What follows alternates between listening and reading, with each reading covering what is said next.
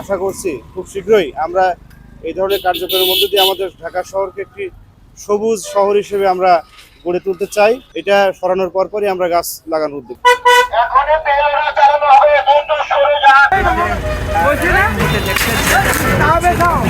আপনারা দেখতে পাচ্ছেন যে ডিএনসিসির উদ্যোগে আমরা বিভিন্ন অবৈধ স্থাপনা উচ্ছেদ করছি। তো তারই ধারাবাহিকতা আজকে আমাদের এই 10 নম্বর সুইচ গেট থেকে শুরু করে আমরা উচ্ছেদ শুরু করেছি।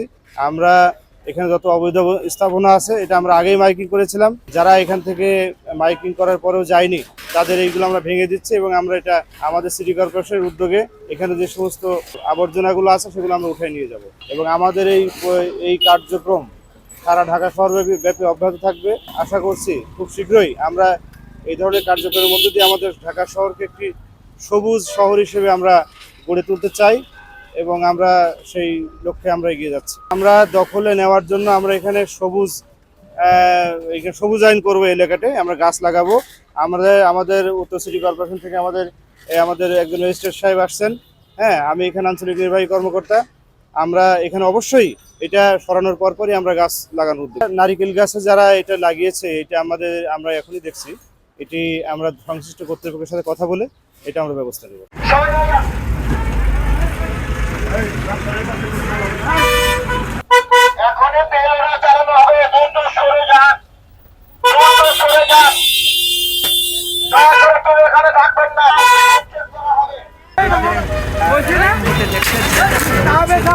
সঠিক প্যাড আর সঠিক তথ্য দিয়ে এসব সামলে নিব এক হয়ে। Monalisa sanitary napkin.